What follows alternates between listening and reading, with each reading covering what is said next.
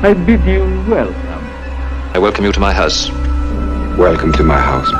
Welcome to my home. Hello horror hounds, welcome to my horror house and welcome back to Jaws Scene by Scene. We've reached chapter 5 on the DVD, which is called Blood on the Beach. We've just left Brody, having been persuaded by Mayor Vaughan and the medical inspector to amend his report into the death of Chrissy Watkins, changing it from shark attack to boating accident. And now we jump to a brand new scene, the most jarring edit of the movie so far. Up until this point, the editing has guided us, almost taken us by our hand from one scene to the next. Now we suddenly jump to the beach. Is it later that day, a different day? It's the first in a series of jarring, showy edits, and we'll talk about the editing of this scene in a little bit. The first thing we're treated to is a fairly ham-fisted sight gag, a rather large lady wading purposefully into the sea. And I imagine it's supposed to elicit a sort of ho ho ho, won't she make a tasty meal for the shark kind of reaction in the audience. It's a little juvenile, but I can't help but think that if Jaws had been an Alfred Hitchcock movie, that lady would be Hitch performing his own cameo. It's exactly the kind of dark humour that Hitchcock would employ to serve himself up as a potential lunch for the shark. And it's apropos because this scene, Blood on the Beach, is Spielberg at, I think, throughout his entire career, his most Hitchcockian. A lot of you will all know Hitchcock's famous example of the difference between surprise and suspense, where he talks about a perfectly ordinary conversation going on and there's a bomb under the table. And you can film it one of two ways, and you can have a nice ordinary scene with an ordinary conversation, then the bomb goes off and the audience is surprised for a few seconds. Or you can tell the audience that the bomb's under the table and have the people around the table having the same conversation, but all of a sudden now it's suspenseful, it's tense. Is the bomb going to go off? When's it going to go off? This scene in Jaws is the bomb under the table. The shark is the bomb. We know there's a shark in the water. Brody strongly still suspects there's a shark in the water. Everyone else is ignorant. And we watch Brody's increasing discomfort as Spielberg gleefully offers up a smorgasbord of potential victims. The lady that we've just mentioned, Alex Kintner, leaving the water but asking if he can go back in again with his raft, just 10 more minutes. Pipit the dog. There's a couple doing some what used to be called heavy petting in waist-deep water. And all of this before a large group of kids enters the water and starts splashing around with a football. Spielberg's playing with us. He's having so much fun here. There are a couple of false scares. Harry with his bad hat approaching underwater looking like a shark's fin. The young lovey-dovey couple getting up to some horseplay. And everywhere throughout this scene is the colour yellow, the colour Spielberg wants very specifically to signify danger. Danger is screaming at us throughout this scene. The guy who owns Pipit the dog, he's got a bright yellow t-shirt. Alex Kintner's mum has a huge yellow sun hat. There are towels and swimsuits, bright yellow dotted all up and down the beach. And of course, Alex's yellow raft.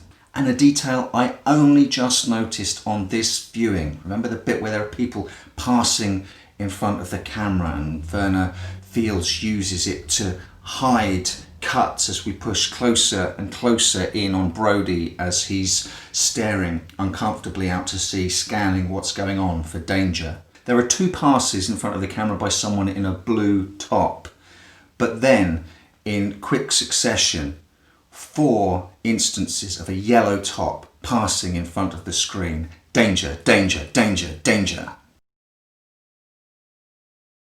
The everyday, normal humdrum concerns of life in Amity are now background noise and distraction. Note Ellen's conversation with Mrs. Taft as Brody sits pensive on the beach, and they are literally in the background. I want to know one simple thing. When do I get to become an islander?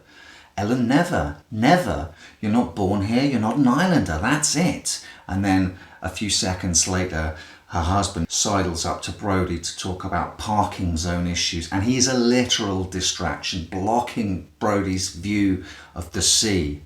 A day before, this was what life in Amity was all about. Can you imagine his promotion to chief of police? They can get out of New York City, away from the crime, come and live on Amity, where the only concerns were parking zone issues, disputes between islanders, and then getting through the summer as peaceably as possible. That was living the dream. All of that now is yesterday. So let's talk about the editing of this scene, editing by Verna Fields, the woman who saved Jaws, who created the greatest movie of all time in the editing studio in post-production when they didn't have a shark. Spielberg himself, for decades, and quite rightly, has sung her praises. We talked about how the cut from the last scene to this one is jarring and sudden. The editing throughout this is showy. You're meant to notice it. The pace of the movie that we've got used to up till now has changed. It's chopping about. Something's different, and it puts us on edge just as Brody is on edge. It's editing that also brings attention to itself. Those hidden cuts we talked about where we got to push closer in on Brody and we switched back and forth, watching him out to sea, watching him again, back out to sea with what he's looking at. The pace of the editing is all out of whack with the sedate setting we're watching and the relaxed sound of people, waves and radio that we're listening to. But we already know that there's a bomb under the table. The editing is for us. It's telling us the bomb is going to go off. The scene starts with a really long take. We follow the lady down into the water, then Alex Kintner back up the beach as he chats to his mum, then further up the beach while he goes to get his raft, and then we sit with Brody on his deck chair and Ellen having her conversation about being an islander. Then, like a heartbeat, as the false scares build then come, the cuts get quicker, and then, oh, it's just a false scare, and the takes become longer, and then there's the screaming from that young couple, and the cuts get quicker again, and then it settles down again. We get a vital bit of character information as Harry has a brief conversation with Chief Brody. We learn that he's afraid of the water, and then the group of kids are in the water, and the cuts come thick and fast, chopping, slashing, while the kids are splashing, screaming. This is it. And then we're underwater. And John Williams' score takes over where Verna Fields' editing was previously slicing and dicing the movie. Now Williams' strings are building up momentum, stabbing, as slowly the shark's point of view camera moves near those kids and then out further towards the kicking legs of Alex Kintner. Closer. The music builds. And then we get that attack. My goodness, in an older video of mine where I ranked the deaths from all the Jaws films in order from worst to best, I talked about how as a kid I couldn't make out what I was seeing, the shapes. There are a couple of fins, but what am I seeing? It's so brief and so stark. Is the shark doing a barrel roll and even going frame by frame by frame? It's really hard to make out what's happening. It all adds to the utter horror. There are definitely fins in there, huge fins. And I think that we are blessed that the mechanical shark didn't work, because in the first attack we see nothing. In the second attack we see this shape, these huge fins, and then it's over. What did I just see?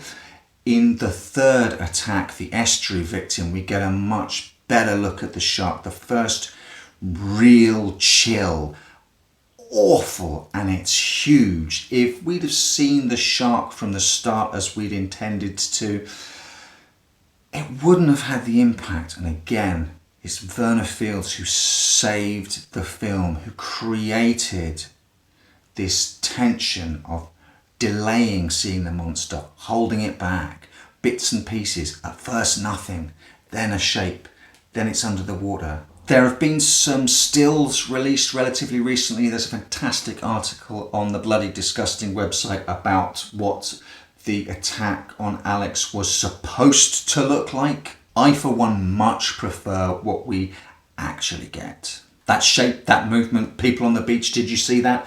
Then back to Alex screaming and the fountain of blood before he's pulled flailing underwater, screaming bubbles as he goes. In the commotion, while everyone's rushing into the water to get the children and everybody out, note that Brody runs up to that shoreline again and not beyond. We now know that he's afraid of the water, but that shoreline, that threshold that he's been challenged to cross time and time again, he's not yet ready. He's there, impotent, still on the beach, still on land, screaming for everybody to get back in. In this scene, Blood on the Beach, this is the third time in the movie up till now that we've seen Martin Brody staring out to sea. And it won't be the last, but his fate is not yet sealed. That comes a little bit later. Blood on the Beach was a young, hungry director really having fun, flexing his muscles, showing what he could do. Completely Hitchcockian scene. Verna Fields, again, having fun, showy, flashy. This is the kind of stuff that created the summer blockbuster. It's this kind of set piece, along with the phenomenal character studies, that turned Jaws into a summer phenomena and helped change the machinery of the Hollywood cinema machine forever. So I hope you can join me next time when we go from the roller coaster that this chapter is to a chapter that's very prosaically on the DVD called The Town Meeting. But trust me, a very colourful local character is going to crash that meeting. I hope you can join me then.